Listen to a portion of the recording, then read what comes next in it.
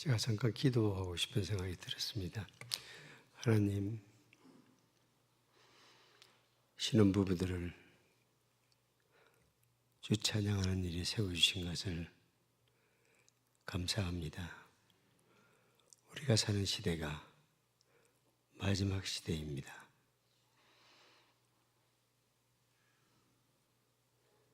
이들의 마음속에 주님을 찬양하고자 하는 소원을 주셨사오니 함께 하나님의 교회를 세워갈 수 있게 하셔서 이 세상 나라가 우리 주와 그리스도의 나라가 되는 일에 이들의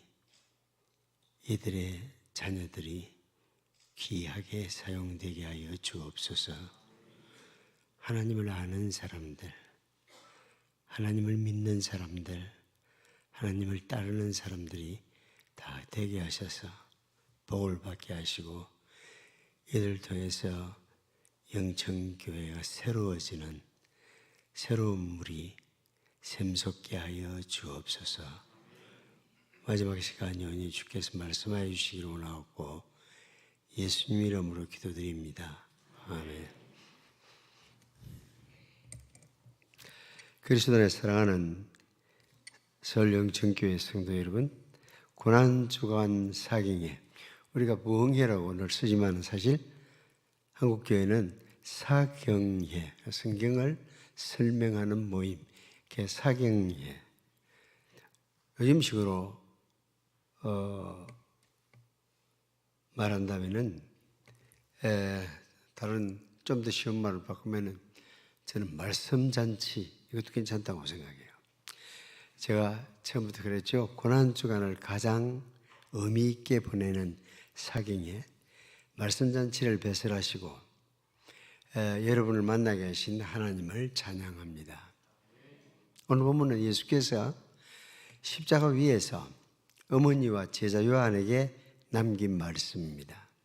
지금 십자가 아래는 여러 부류의 사람들이 모여서 십자가의 주님을 비웃고 조롱합니다.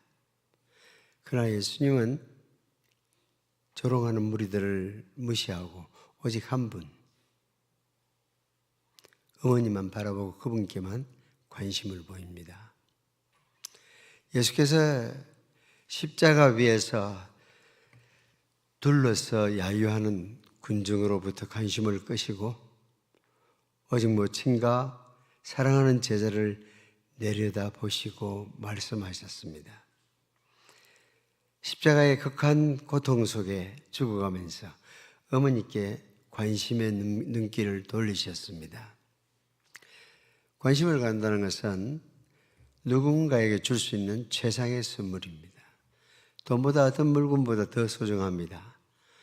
다른 사람에게 줄 수 있는 최고의 선물은 관심입니다. 왜요? 관심을 가지면은 시간을 주게 되고 시간을 주는 것은 여러분의 삶을 주기 때문입니다. 여러분의 시간은 바로 여러분의 삶이기 때문입니다.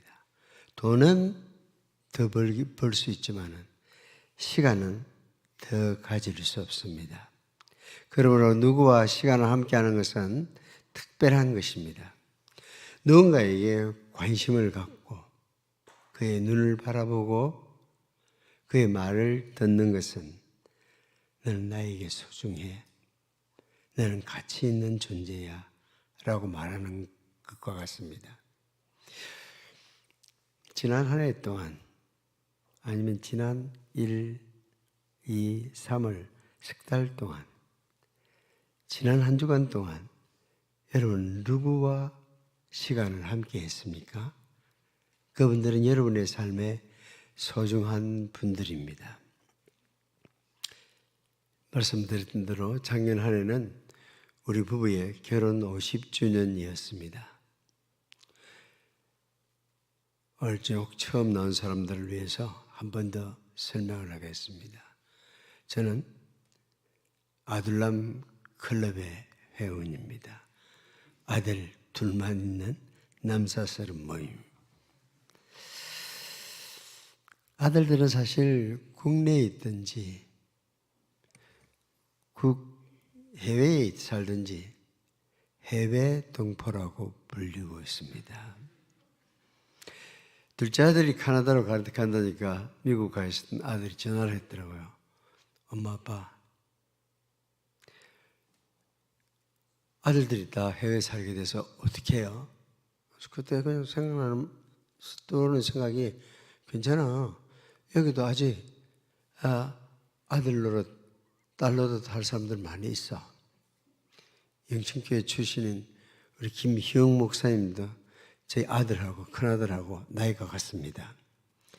그래서 가끔씩 그러죠. 부교육자를 했던 사람들이, 목사님 제가 아들 할게요. 그럼 제가 단칼에 자릅니다. 나 아들 필요 없어. 사모님이 내 딸 해. 훨씬 그게 낫거든요. 실제로 큰아들네는 미국 살고 둘째는 캐나다에 살고 있으니 결혼 50주년 행사를 아들네 식구들하고 같이 지내려면 저희가 나가야 됐습니다. 그래서 작년 1월 초에 토론토 부근의 어느 리조트에서 두 아들네를 만나서 며칠을 지냈습니다. 아들은 둘이지만은 감사하게도 한 집에 손주들이 셋씩 있습니다.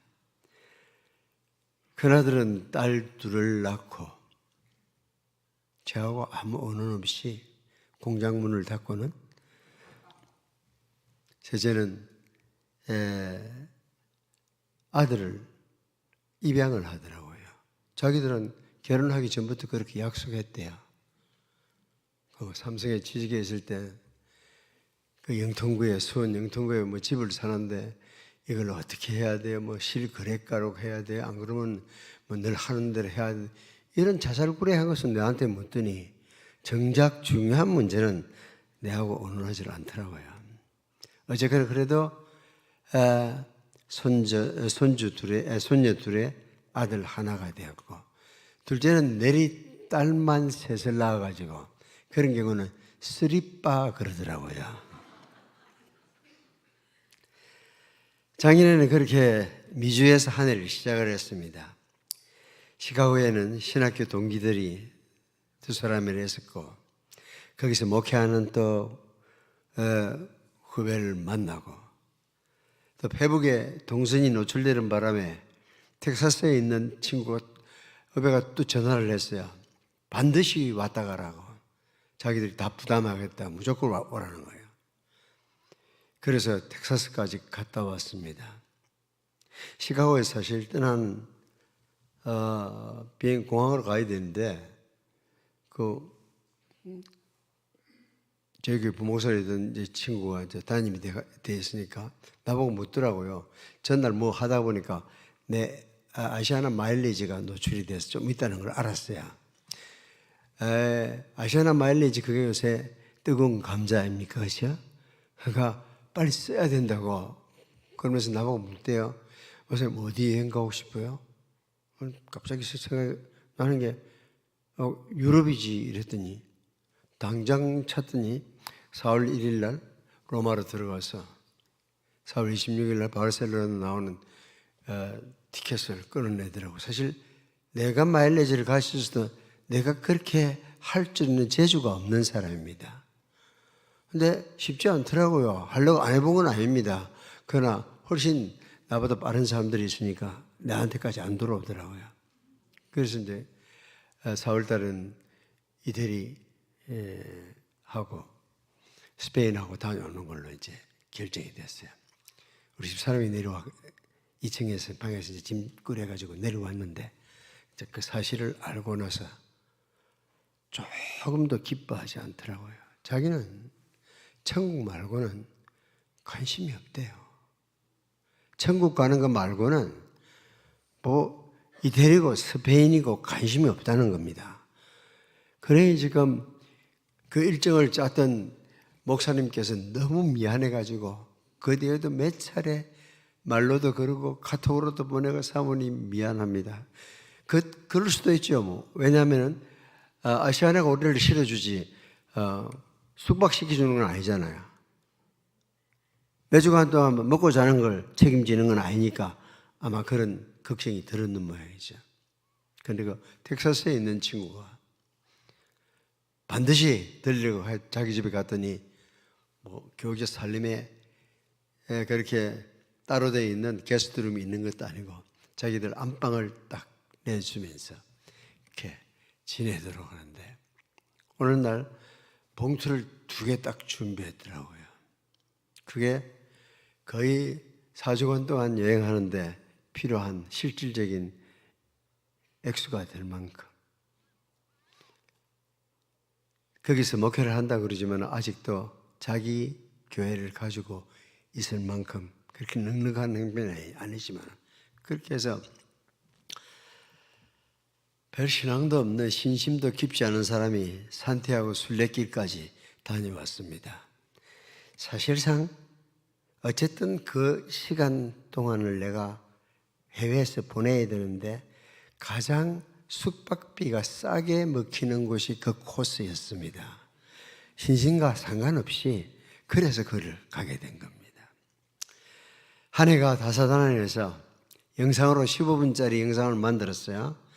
그랬더니 친구들 가운데서 나오지 않는 사람도 있고요. 영상에 등장하지 않는 사람, 한 번 출연한 사람, 아니면 자주 나오는 사람들도 있었습니다. 앞서 말했듯이 누구와 시간을 함께 하는 것은 특별한 일입니다. 특별한 행사뿐 아니라 설, 한가위 같은 명절에는 육신의 가족뿐 아니라 신앙의 가족을 돌보는 기회로 삼을 수 있습니다. 누구에게 관심을 갖는다는 것은 다른 말로 소중히 여긴다는 의미입니다. 아이들, 어린이들, 청소년을 소중히 여기는 교회. 교회가 다음 세대가 희망이 있을까요? 없을까요? 어린아이들, 청소년들,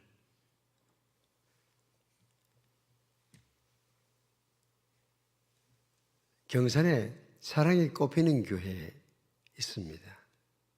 목사님이 청년사에게 특별히 관심이 많아요. 그런데 언제나 앞자리를 그 교회는 청년들에게 내주더라고요.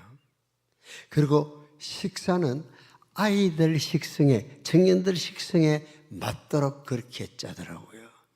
그러면 청년들이 많아질까요? 없어질까요? 많아지죠. 절대 걔들은 압니다. 어른들이 자기들을 소중히 여기는 걸 알거든요.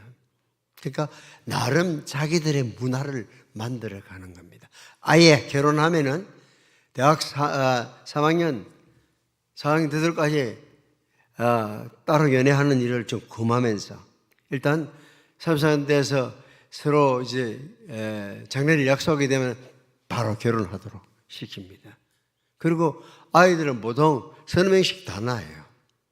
그리고 아예 우리는 서울에 있는 대기업에 들어가서 출세할 거라는 생각을 버렸어요. 우리는 그냥 이 지역에 살면서 조금 적게 벌고 아이들을 신앙으로 키운다. 이 의식이 투철하니까요. 여러분 안 믿을지 모르죠. 목사님이 그러시더라고. 자기가 50쌍을 주례했는데 그 가운데 한 쌍도 이혼한 사람이 없다고. 교회는 그래야 돼요.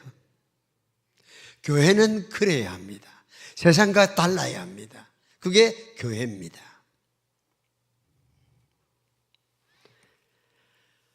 지금도 그래 오셨지만은 우리 어르신들이 아이들, 어린이들, 청소년들을 소중히 여기십시오. 쳐다봐 주세요. 저놈이 인사도 안 하고 지나가 이러지 마세요. 그 애들한테 짜장면 한 그릇만 사줘 보세요. 멀리 보여도 쫓아와서 인사합니다. 우리 교단 교회 이야기입니다. 여기서 멀지 않은 곳에 어떤 교회 이름을 내가 밝힐 수는 없지만은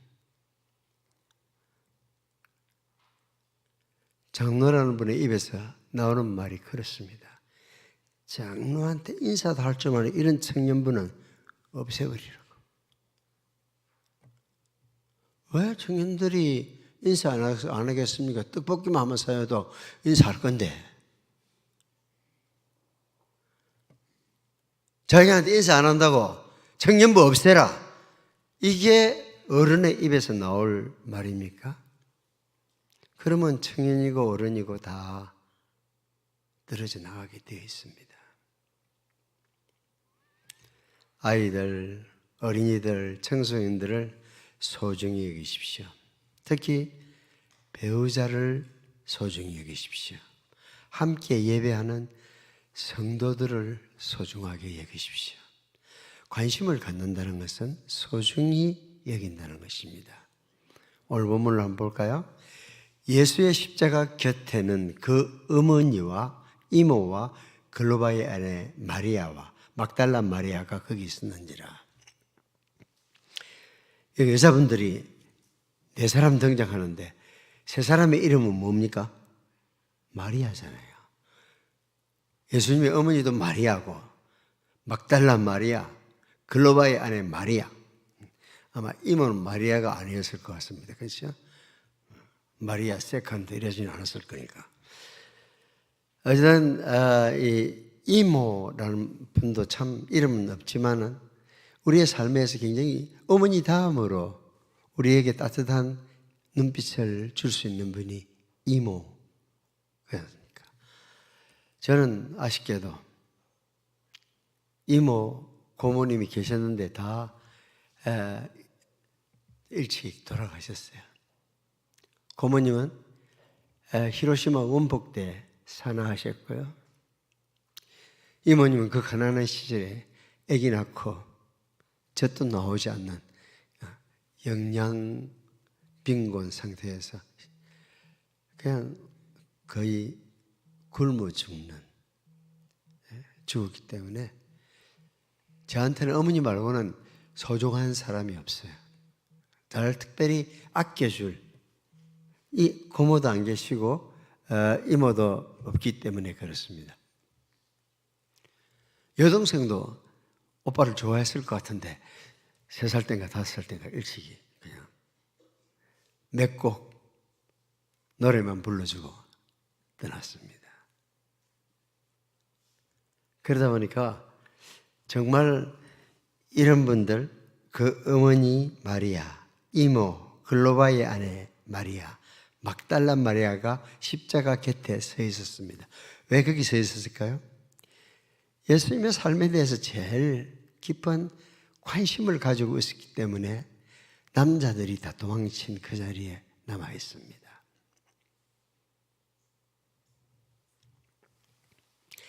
예수께서 자기의 어머니와 사랑하시는 제자가 곁에서 있는 것을 보시고 그 어머니에게 말씀하시되 여자여 보소서 아들입니다 하시고, 정말 번역 이렇게 하면 안 돼요.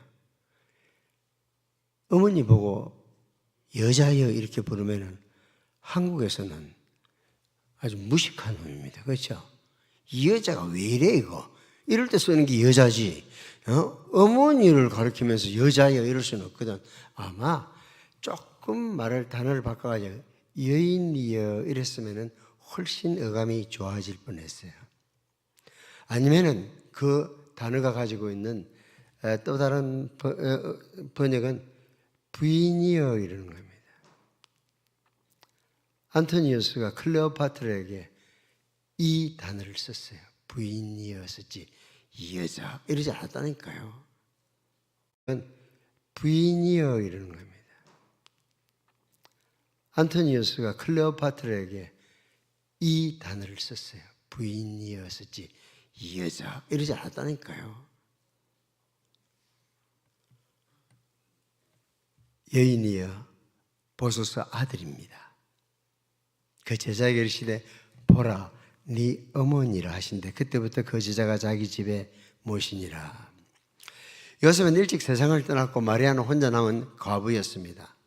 그때부터 마리아가 세상을 떠날 때까지 기독교 전통에 의하면 12회를 요한이 모셨다고 합니다. 제가 터키를 여행했을 때 참 오래 기억에 남아있는 집이 요한이 마리아를 모셨다는 그 집입니다. 그 분위기가 참 아무런 역사적 근거는 없지만은 믿고 싶을 만큼 그렇게 따뜻한 그런 곳이었어요. 여인이여 보소서 아들입니다. 보라 네 어머니라. 이 간단한 두 마디지만 심오한 의미가 담겨 있습니다. 이 말씀에는 예수님의 긍휼하심, 다정다감함, 예수님의 간신과 보살핌이 배어 있습니다. 이 간단한 말씀을 통해서 주님의 교회가 무엇인지, 그 영광스러운 몸된 교회가 이 세상에서 무엇을 해야 할지를 보여줍니다. 말로 표현할 수 없고 상상할 수 없는 극한 고통의 십자가 위에서 주님은 십자가 아래에 슬퍼하는 어머니께 관심을 가졌습니다. 그리고 당신이 사랑하는 제자 요한의 상실감에 공감했습니다. 하나님이 우리에게 기대하는 사랑은 슬퍼하는 사람에게 관심을 갖고 그들의 아픈 마음에 함께 아파하는 것입니다. 하나님은 건물이 얼마나 새 건물이냐, 큰 건물이냐 그렇게 감동하실 것 같지 않습니다. 거기 얼마나 많은 사람들이 주일마다 모이냐 별로. 하나님은 성도다운 성도, 교회다운 교회를 소중히 여기십니다. 사랑하는 서울영천교회 성도 여러분, 온 세상을 사랑하는 일은 하늘아버지께 맡기고 우리는 우리 각자의 식구들과 여러분이 속한 교회의 성도들에게 관심을 갖고 그들이 어떤 필요를 느끼고 있는지를 살펴보기를 원합니다. 신앙의 가족된 우리는 서로 사랑하는 사이이어야 하기 때문입니다. 오늘 십자가 위에 사신 세 번째 말씀을 통해서 가족 공동체를 뛰어넘는 신앙 공동체의 소중함을 배울 수 있습니다. 십자가 위에서 주님은 우리에게 공동체를 선물로 주셨습니다. 간단한 두 마디, 여인이여 보소서 아들입니다. 보라 네 어머니라고. 이 속에서 오늘 같은 마지막 시대에 서울 같은 대도시에 신앙 공동체의 회복을 위한 영천교회가 이 교회다운 교회가 되기를 위한 주님의 마음이 담겨 있습니다. 이 두 마디를 통해서 우리가 배울 첫 번째 교훈은 다른 신자를 나의 가족으로 대하라는 것입니다. 우리가 그리스도를 믿고 따른다면 교회 안에 있는 모든 성도가 형제 자매입니다. 저는 하나님을 부를 때 아버지하고 부릅니다. 여러분은요? 여러분도 아버지라고 부르죠. 그럼 우리 천수가 어떻게 되죠? 형제 자매잖아요. 같은 분을 아버지라고 부르면은 우리 사이는 형제 자매입니다. 오래전에 서울에서 개척교회를 하고 올 때 어떤 선배님이 불러서 헌신예배 인도회를 갔는데 그때는 무슨 남전도의 헌신예배 하면은 출석 부르고 이름 부르면은 성경 구절로 대답하는 이런 시절이 있었습니다. 근데 교회 분위기가 얼마나 암담하든지 너무 막 화가 났어요. 왜냐하면 목사는 담임 목사를 비롯해서 목사는 주님의 백성들을 섬기도록 하는 일꾼으로 부름받았지요. 이 무슨 놈이 주인집 식구들을 이렇게 기를 주게 놨어? 이게 굉장히 화가 나더라고요. 여러분, 같은 하나님을 아버지라고 부르는 사이는 서로가 형제 자매입니다. 비는 물보다 진하다는 말을 듣습니다. 사실입니다. 비보다 더 진한 것이 걸어나 있습니다. 그것은 영원토록 지속되는 신앙의 유대 관계입니다. 신앙적인 유대는 자연적 유대를 능가합니다. 영적인 가족은 육체적인 가족보다 더 오래 갑니다. 자, 나이를 불문하고 한번 여러분 스스로의 감정을 한번 생각해 보세요. 신앙이 새로워지면은 땅에 있는 성도들이 존귀하게 보입니다. 근데 오래 교회를 다녀도 신앙이 떨어지면은 소중한 것은 육신의 형제 자매들입니다. 여러분 어떤 쪽에 비중이 더 가 있습니까? 육신적인 관계는 영원하지 않습니다. 세상의 인간관계는 변하기도 하고 떠나기도 하고 결국 죽음으로 끝납니다. 어떤 가족 단위도 그대로 변하지 않을 수 없습니다. 세상의 가족 관계는 지속적이 아닙니다. 그러므로 이 땅의 가족 관계는 단지 신앙의 가족 관계를 보여주는 그림자일 뿐입니다. 가족에 대한 여러분의 관계는 영원히 지속하지 않습니다. 어젯밤인가 제가 그 징그러운 엄마들의 사랑, 아들에 대한 엄마들의 사랑을 제가 좀 찝어줬는데 그냥 나한테 우리 집에 아들을 보냈으니까 내가 하나님의 자녀로 잘 키우는 임무를 맡았다고 생각해야 되지. 그 아들을 통해서 모든 당신의 꿈을 이루려고 하면은 비참해질 수밖에 없는 겁니다.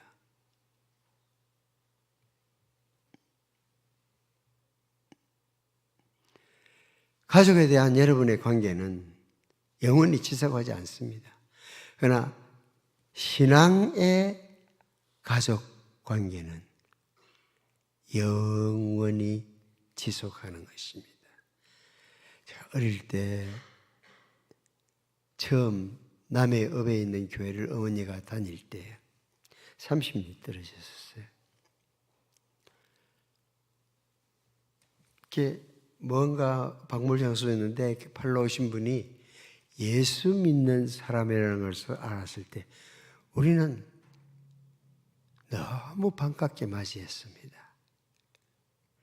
야소교 믿어서 망하지 않는가 보자고 했던 친척들보다 훨씬 영적 유대감이 처음 만난 그분이지만은 예수 믿는다는 것 때문에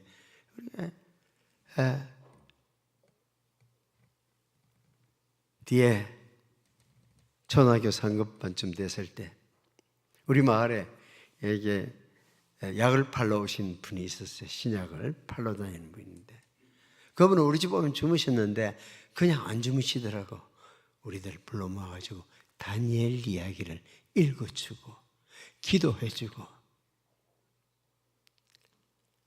우리는 신앙 안에서 한 가족처럼 정말 이모를 만난 것처럼 그렇게 영적 교제를 나눌 수 있었습니다.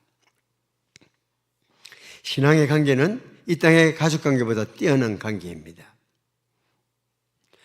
누가 내 어머님이 내 동생들이냐 하시고 손을 내밀어 제자들을 가르쳐 이르시되 나의 어머니와 나의 동생들을 보라. 누구든지 하늘에 계신 내 아버지의 뜻대로 하는 자가 내 형제요 자매요 어머니니라. 예수님을 믿고 따르는 자라면 우리는 한 가족입니다. 그래서 성도들은 서로를 가르쳐 형제 자매라고 그렇게 고백을 해왔습니다. 이 전통은 역사적인 뿌리를 가지고 있는 좋은 기독교 전통입니다. 그런데 우리 토양이 500년 유교적인 토양에 있기 때문에 한국에서는 제대로 뿌리를 내리지 못하고 있습니다. 그러나 서양에서는 어디서나 형제 자매로 만났습니다. 8년 내국에 있다가 제가 한국에 돌아왔는데 우리 학교에 고신대학교에 그때 인도에서 온 학생이 있었어요. 그래서 만났으니까 내가 물어봤죠.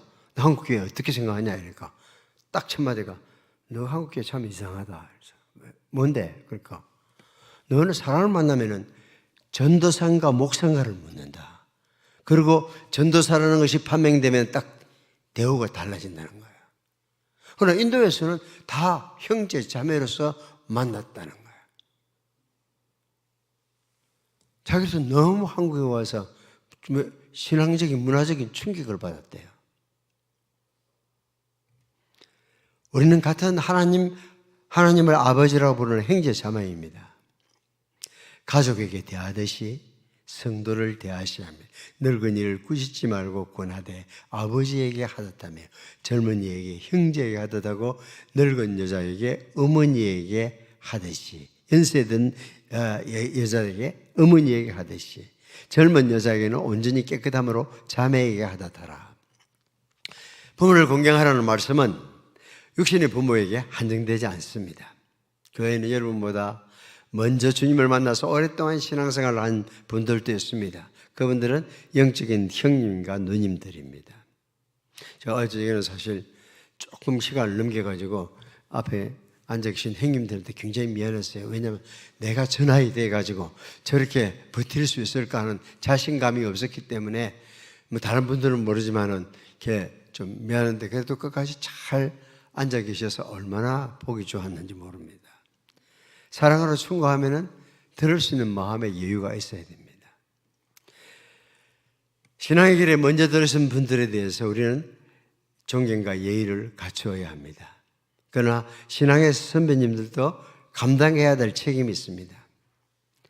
요즘 이 믿음의 길을 들어선 이들에게 잘 인도해야 합니다. 그들을 돌보는 책임을 져야 합니다. 젊은이의 멘토 노릇을 해야 합니다. 예수님은 어렸을 때 어머니 마리아의 품을 의지했습니다. 요한은 예수님의 품에 의지하고 기대어 있었던 사람입니다. 요한은 예수님을 통해서 훈련을 받았습니다.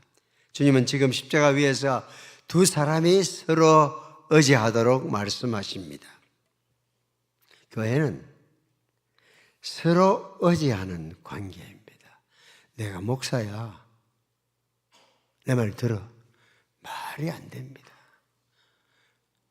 부서를 맡겨놓으면 신학도 아는 선생이 내 말을 안 듣는다고 그렇게 나오는 사람 나는 참 싫어합니다.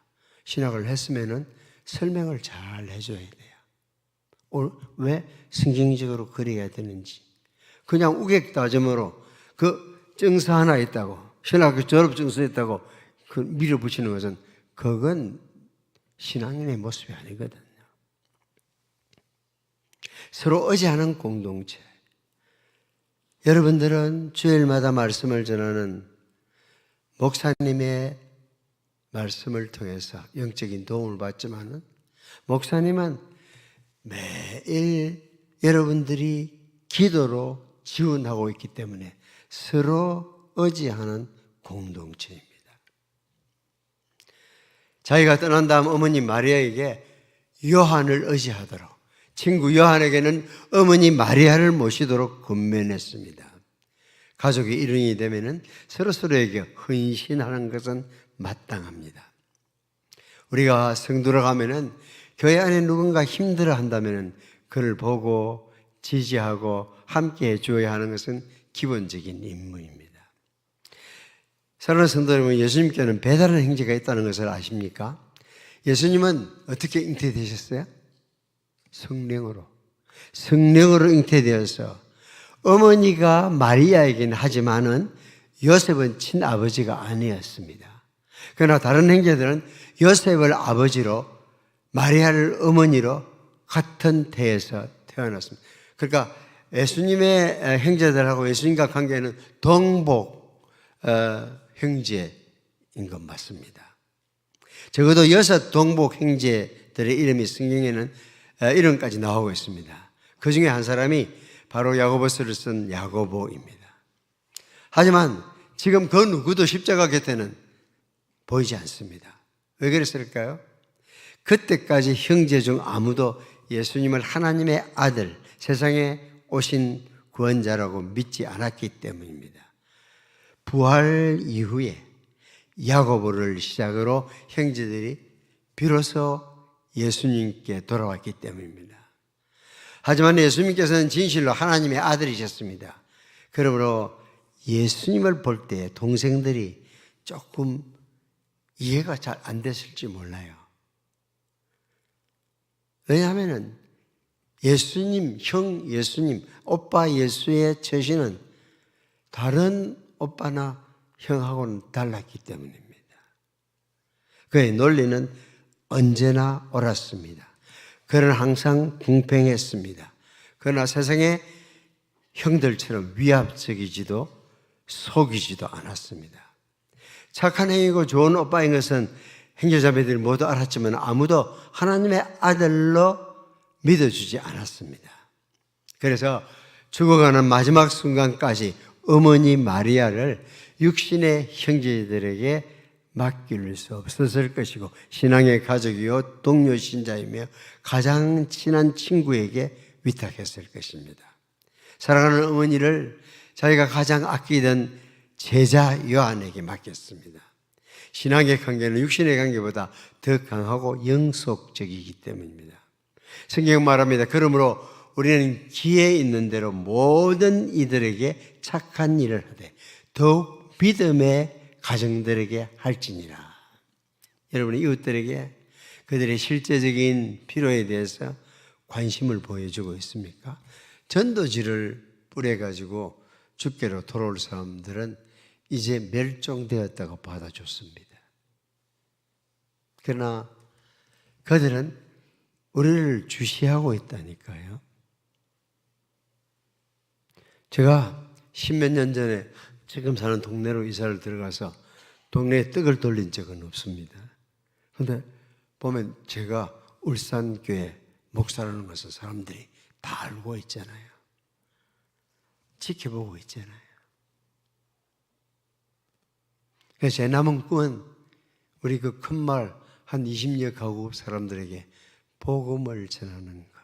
그게 제 남은 꿈입니다.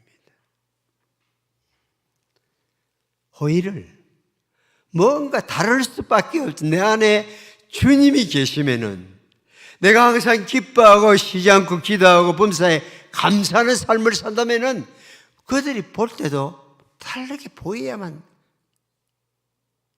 마땅하잖아요. 빛날 수밖에 없잖아요. 어두움 속에 들어가면은 빛을 발해야만 정상적인 크리스천 아닙니까?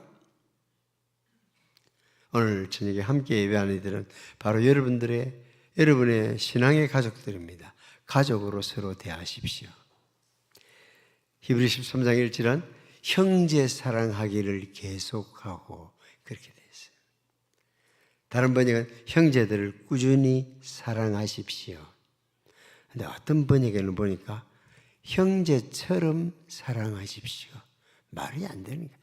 형제이기 때문에 계속 사랑하라고 한 것이 히브리 13장 1절의 본래적인 의미인데 교회가 워낙 속화되고 나니까 형제 사랑하는 것처럼 신자들도 서로 사랑하라 기준이 옮겨져 버렸습니다. 신체적인 필요, 정서적인 필요, 신앙의 가족들에게 채워주십시오. 너희가 서로 짐을 지라 그래하여 그리스도의 법을 성취하라. 어떻게? 다른 사람의 문제와 고민을 나누어 줌으로써 도울 수 있습니다. 가장 대표적인 그리스도의 법은 이웃을 네 몸과 같이 사랑하라입니다. 어떻게 이 명령을 수행할 수 있습니까? 바로 소그룹이 소중한 것입니다. 이 많은 사람들을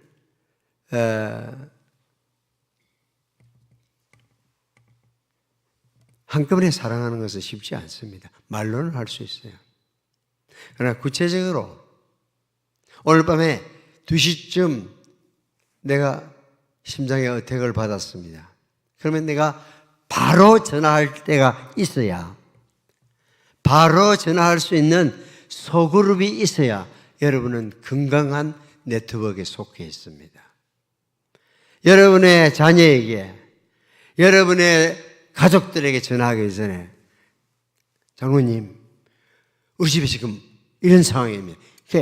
밤 2시든 3시든 달려올 수 있는 사람, 그 관계가 되어 있어야 제대로 된 신앙 공동체입니다. 물론 우리는 옛날처럼 농사짓던 농경사회처럼 구역이 이렇게 동네 이렇게 도리도리 되어 있지는 않습니다. 지금은 여기 남아있는 사람들이 좀 있지만 사실 다 흩어져 있잖아요. 그러니까 옛날 농경사처럼 일주일에 한 번씩 모이는 게 불가능할지 모릅니다. 그래도 우리 요새는 이 오장칠부가 있잖아요. 연락하면은 당장 교신될 수 있는 친밀한 교제는 소그룹 속에서만 줄 수도 있고 소그룹에서만 받을 수도 있습니다. 그래서 저는 24일 울산교회 목회하면서 구획 소그룹에 속하지 않은 사람들은 우리 교회 정효은이라고 생각하지 않는다고 공언을 했어요. 신앙에는 가족을 마땅히 사랑해야 하지만은 신앙의 가족인 영적 형제 자매를 사랑해야 됩니다. 거기에 더 주는 나의 주시오니 주밖에 나의 복이 없다고 고백하게 되면 땅에 있는 성도가 존귀한 자로서 우리에게 다가오게 되어 있습니다. 제자 요한은 마리아의 실제 아들이 아니지만은 이제 마리아의 아들입니다. 마리아는 실제 어머니가 아니지만은 이제 그의 어머니입니다. 그래서 어머니를 돌보듯이 돌보라고 부탁하셨습니다. 여러분 모두는 하나님의 자녀들, 하나님의 식구들입니다. 그래서 서로 돌봐야 합니다. 이 부탁은 그때 마리아와 그때 요한에게만 했던 관계가 아니고 주님이 바라셨던 공동체는 교회가 그렇게 되기를 원하는 겁니다. 이 두 마디를 통해서 오늘 우리가 두 번째로 배울지만 자신이 고통 가운데 있을 때라도 다른 사람의 고통을 보아야만 한다는 것입니다. 나의 고통 중에서도 우린 다른 이의 고통을 보아야만 합니다. 내가 상처받는 순간에도 주변에 있는 사람들의 상처에 민감해야 됩니다. 내 일이 순조롭게 잘 나갈 때만 다른 사람을 돕는 것이 아닙니다. 베푸는 것이 아닙니다. 내 인생이 몰락하는 순간에도 우린 다른 사람을 도와야 한다는 것을 십자가의 주님으로부터 배울 수 있습니다. 예수님께서는 지금 이 순간이 결코 잘 나가는 순간이 아니잖아요. 몇천 명씩 모여서 앉아서 떡을 떼는 그런 분위기는 아니잖아요. 아니, 절도할 만한 고통 가운데 있습니다. 그는 지금 죽어가고 있습니다. 그렇다고 자신에게만 온통 신경을 쏟고 있습니까? 아닙니다. 그는 그 순간에도 고통 가운데 있는 누군가를 바라보십니다. 가장 고통 속에 있는 어머니를 보셨습니다. 가장 친한 친구 요한의 아픔과 상실감을 아셨습니다.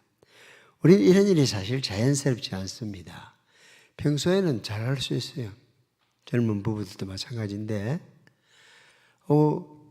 당신 아니면 못 살겠다고 해서 결혼을 안 했습니까?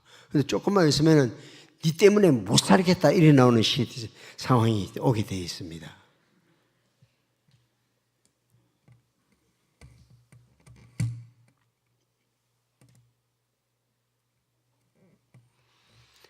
우리는 너무 날 때부터 이기적이기 때문에 me first, 내부터 먼저 챙기려고 하니까 그렇게 안 되거든요. 여러분이 콩깍지가 씌었을 때는 그 남자가 평생 여러분을 공주처럼 모실 걸로 생각했지만 그 남자도 죄인이거든요. 죄인은 절대 그런 짓 하지 않습니다. 자기 먼저 챙깁니다. 평소에는 사랑한다고 꽃을 갖다 줄 수 있는데 몸이 피곤하면은 자기 중심적이 되기가 쉽습니다.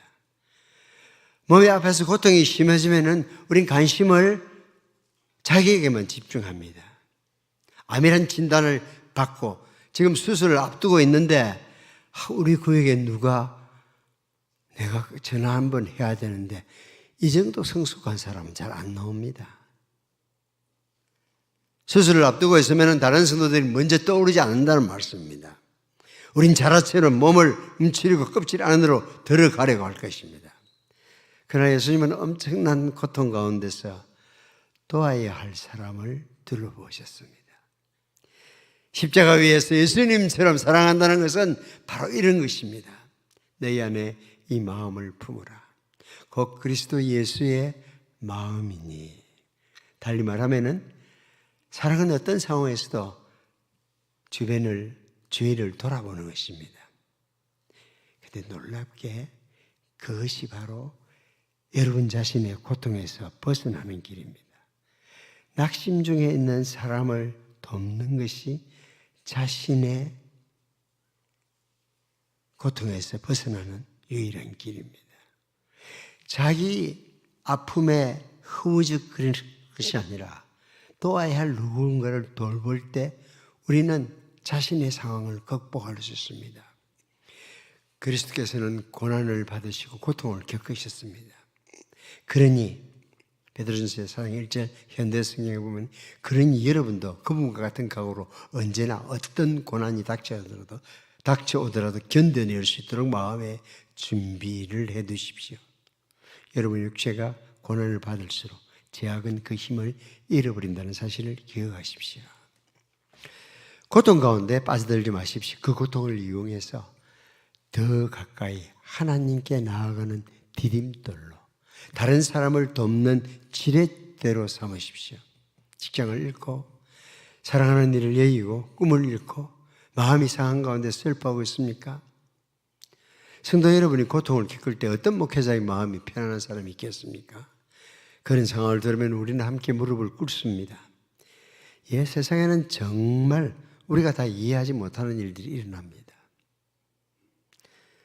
그래서 목회자로서 저는 현역으로서 은퇴했지만은 이런 부탁을 하고 싶어요.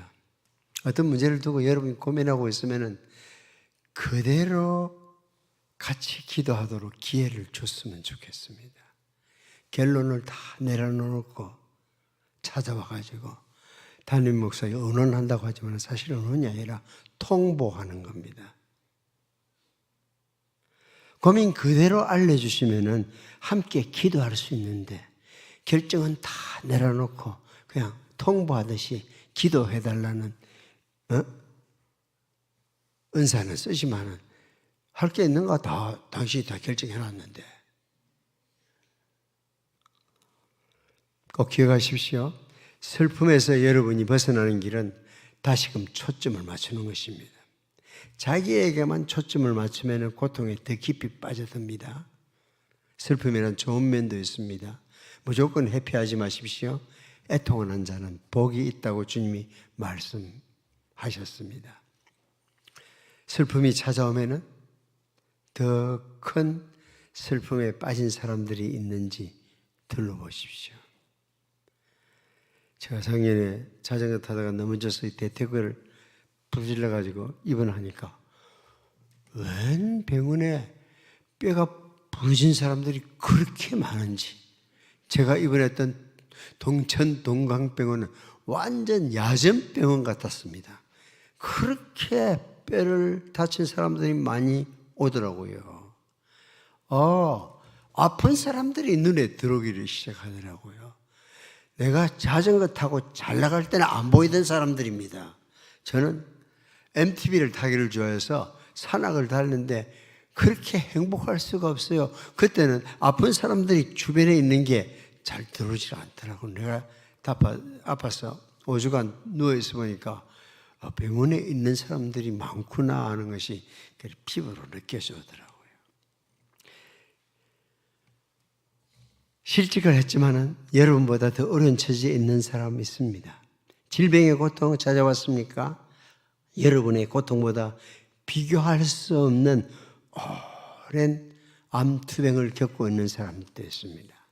인간관계의 어려움 속에 힘듭니까? 더 어려운 사람들도 있습니다. 어떤 고통 속에서도 주변을 둘러보면서 초점을 다시 조정하십시오. 우리가 고통에 빠지면 비로소 다른 이의 고통이 새롭게 보이기 시작합니다. 코로나 이후에 제 삶에 자리 잡은 제가 좋아하고 제게 유익한 프로그램이 하나 있는데요. 저는 뉴스는 거의 보지 않습니다. 1년 가도 한 차례 안 볼 것 같습니다.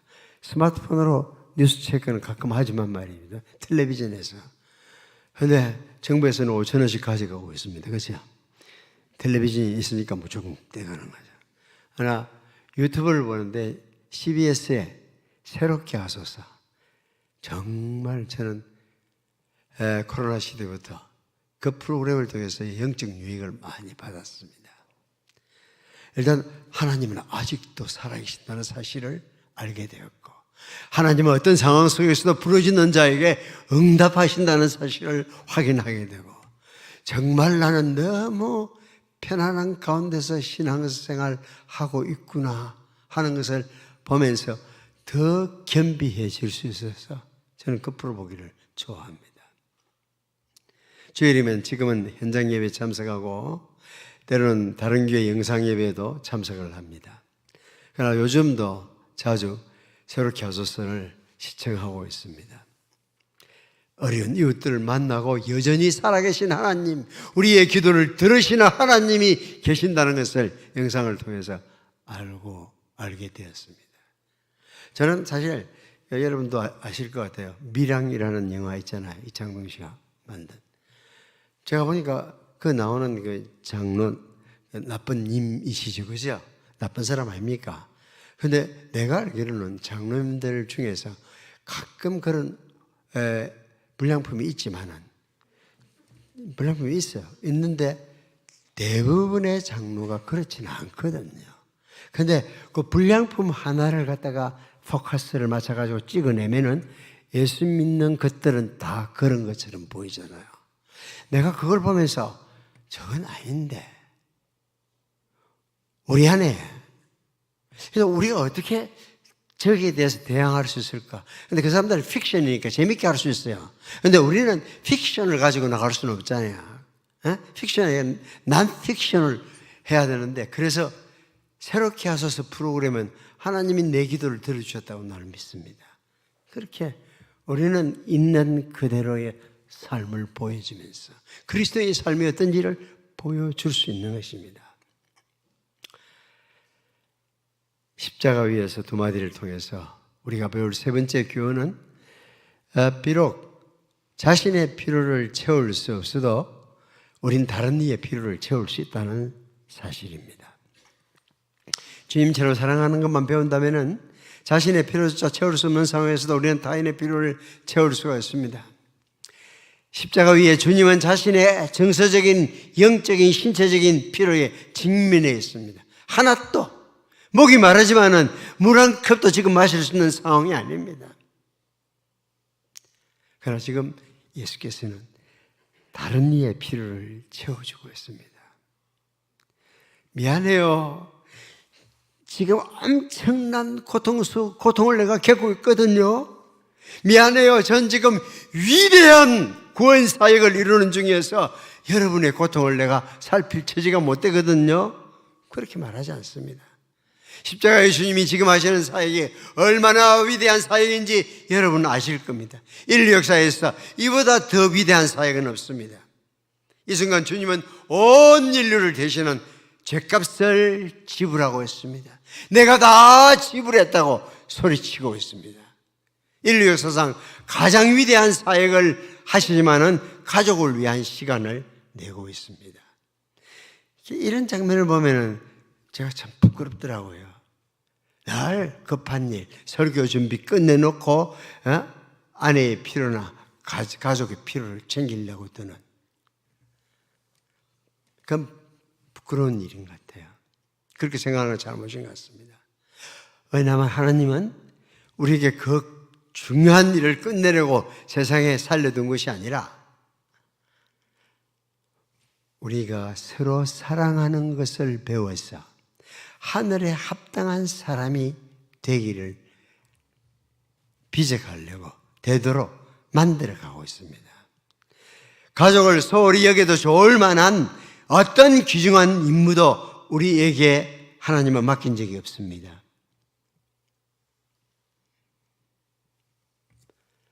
오늘 신혼부부들 차장에 남자들이 같이 해서 내가 남자들에게 특별 서비스를 하려고 합니다. 선물을 주려고 그러는데 그건 집에 들어왔는데 여러분의 아내가 여보 피곤해 이러면은 제발 이유를 묻지 마세요. 왜 피곤한지 원인을 물어보지 마세요. 또 그 피곤한 데 대한 명처방을 내려고 하지 마세요. 그냥 피곤하다 그러면은 당신 오늘 피곤하구나 그래야 돼. 그게 정답이야. 그러면은 어떻게 오늘은 나를 이해를 해주네 이러거든요. 그런데 누가 집안일 많이 하라 그랬냐, 김치 담그라 그랬냐 이래가지고 따지기 시작하면은 머리 맷돌 아무리 돌려도 정답이 안 나와요. 그냥 당신 오늘 피곤하구나 이렇게 말해주면은 너무 좋아하잖아요. 그러니까 답을 달라했나 들어달라했지 꼭 생각하세요. 답을 미스터 수리공으로서 모자 쓰고 대답을 하려 하지 마시고 그냥 들어주세요. 그러면은 지금보다 오늘 저녁보다 훨씬 더 좋은 남편으로 날마다 변할 것입니다. 인류에 죗값을 지불하는 그 엄청난 사역보다 중요한 일은 가족을 위해서 대안을 세우는 것입니다. 십자가 위에서 그 놀라운 사역을 하시면서도 아래를 내려다보시고 사랑하는 어머니와 가장 친한 친구에게 대안을 제시합니다. 인간 관계는 이처럼 소중합니다. 설마 십자가의 주님보다 더 위대한 사역을 한다고 바쁘신 분은 없겠지요. 사업이 너무 중대해서 관계를 위한 시간이 없다고 더 이상 말하지 마십시오. 그렇게 말하면은 삶의 목적을 놓치는 것입니다. 사랑하는 것을 배우는 것은 여러분이 세상을 사는 가장 중요한 목적입니다. 사랑하기 위해서 태어난 사람, 사랑받기 위해서, 사랑하기 위해서 우린 태어난 사람입니다. 미안해, 지금 내 앞 가릴 처지가 가릴 수가 없어. 네 사정 들을 수가 없어. 미안해, 난 지금 십자가에 매달려 있어. 주님은 그렇게 우리가 답하기를 원치 않습니다. 물론 이런 가르침은 세상의 가치체계와는 정반대입니다. 이렇게 사는 것은 천국의 가치체계를 따라 사는 것이기 때문입니다. 성도들은 세상이 가르쳐주는 대로 사는 것이 아니라 천국의 가치체계에 따라 살기로 작정한 사람들. 여러분 세례받을 때 어떻게 고백했어요? 예수 그리스도를 구주로 믿고 주님으로 섬기기로 서약하고 이 길을 나선 사람들입니다. 예수께서 내 구원자라는 것을 믿는 것이고 그렇게 믿는 사람들은 그 주님을 위해서 사는 것입니다. 예수님처럼 사랑한다는 것은 믿음이 강한 우리는 믿음이 약한 사람들의 약점을 돌보아 줘야 합니다. 우리는 자기 좋을 대로만 해서는 안 됩니다. 우리는 저마다 이웃의 마음에 들게 행동하면서 유익을 주고 덕을 세워야 합니다. 로마서 15장 1, 2절 표준 세번역입니다. 뭘 도와줄까? 어떻게 도와줄까요? 이렇게 말할 수 있는. 돕는 자는 약한 자가 아닙니다. 도울 힘이 있는 자가 뭘 도와줄 거라고 말하는 사람입니다. 여호와는 나를 돕는 자시라. 여호와께서 나를 도와주시니 그는 약자입니까? 아니면 나를 도울 수 있는 능력자입니까? 성경 말합니다. 하나님의 자녀들이 공공에 빠졌을 때 그들을 도와주는 사람이 되십시오. 나그네를 후히 대접하고 만일 그들이 잘 곳이 없거든 집안에 재우십시오. 우린 이런 성경 말씀이 마치 없는 것처럼 여기고 살아가고 있습니다. 도움을 받든지 도움을 주든지 서로와 관계하십시오. 사람은 섬처럼 존재하지 않습니다. 이제 말씀 맺겠습니다. 이번 집회에 은혜가 있었다고 말만 하는 사람들이었길 바랍니다. 말씀을 듣고 구체적인 삶의 변화, 실질적인 도움을 주든지 필요한 도움을 받든지 하시기를 바랍니다. 내일은 성금요일입니다. 평소에 궁금했던 사람에게 카톡이나 전화를 할 수 있죠. 찾아갈 수도 있습니다. 아마 가까이 사는 어르신들에게는 말벗도 필요할 것 같습니다. 들어주는 것도 참 중요한 일입니다. 듣다 보면은 기도하는 행동이 뒤따를 수가 있습니다. 일을 도와주기도 하고 말을 들어주기도 하는 것 중요한 일입니다. 혹시 이 지역에는 다문화 가정이나 결혼 이민자들은 없습니까? 그리 배한 아이들도 챙겨줄 수 있을 것 같습니다. 그럴 겨를이 없습니다. 내코만 해도 석재나 빠져 있습니다. 그렇게 말하는 예배자들은 없기를 바랍니다. 물론 지금 수차례 항암 치료를 받는 분도 있을 수 있습니다. 석 달째 실직 상태에 있을 수도 있습니다. 퇴직한 지 3년이 되었을 수도 있습니다. 상처를 입고 결과로 두려움이 도사리고 있을 수도 있습니다. 우울증이 우리를 사로잡을 수도 있습니다. 여러분의 고통을 주님은 아십니다. 십자가의 고통 가운데서 십자가 아래에 있는 당신의 사랑하는 아들을, 이 사랑하는 이들을 돌아보셨습니다. 여러분의 고통을 혼자만 안고 뒹굴지 말고 다른 사람의 관심과 사랑을 받아들이십시오. 성도의 모임에 소속이 되어 있어야 합니다. 어떤 행태로 속하든 얼마나 자주 오프라인상에서 만나도 상관이 없습니다. 그러나 내가 누구에게 속해 있는지는 알아야 합니다. 자기 슬픔에만 매몰되지 말고 주변을 돌아보십시오. 다른 어려운 사람을 돕게 되면은 여러분의 고통보다 비교할 수 없는 고통 속에 고생하는 사람들이 있다는 것을 알 수 있겠습니다. 그러나 십자가의 고통 속에서도 어머니 마리아를 보시고 사랑하는 제자 요한을 바라보았던 예수님처럼 이들이 어떻게 좋은 신앙의 관계를 갖게 됐을까요? 십자가 곁에 있었기 때문입니다. 고통 가운데서 예수님을 바라보는 것 중요한 일입니다. 예수님은 어머니와 제일 친한 친구에게 한 것처럼 우리에게도 최선의 것을 주시는 분입니다. 어머니와 요한은 주님이 세상에서 가장 사랑하는 이들이었습니다. 어머니에게는 가장 친한 친구를 새로운 아들로, 친구 요한에게는 새로운 어머니를 맡겨주셨습니다. 각자에게 가장 필요하고 좋은 선물을 주셨습니다. 어떻게 가능했을까요? 다시 말씀드리지만 십자가에 가까이 있었기 때문입니다. 여러분의 삶에 주시는 최상의 선물을 사모한다면 주님의 십자가 가까이 나아가십시오. 이 고난 주간에 사흘 연속해서 이 자리에 나오신 분들에게 주님이 말씀하셨기를 바랍니다. 우리는 교회를 주님의 영광스러운 몸이라고 부릅니다. 교회는 몸을 입고 오신 주님의 하던 일을 계속하는 공동체입니다.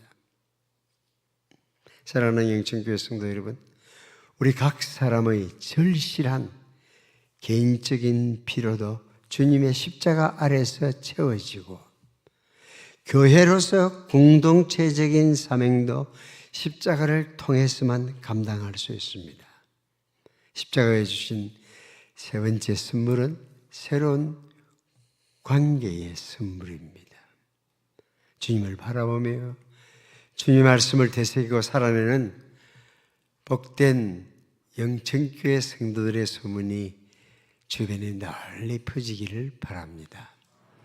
거룩하신 아버지, 주께서 긍휼히 여기셔서 사흘 함께 십자가 위에서 하신 주님의 음성을 들려주셔서 감사합니다. 주님께서 특별한 선물을 주시기로 작정하신 것을 찬양합니다. 주님을 더욱 가까이, 주의 십자가에 더욱 가까이 나아가는 모든 성도들 되게 하셔서 주님을 닮아가게 하여 주옵소서. 예수님 이름으로 기도드립니다.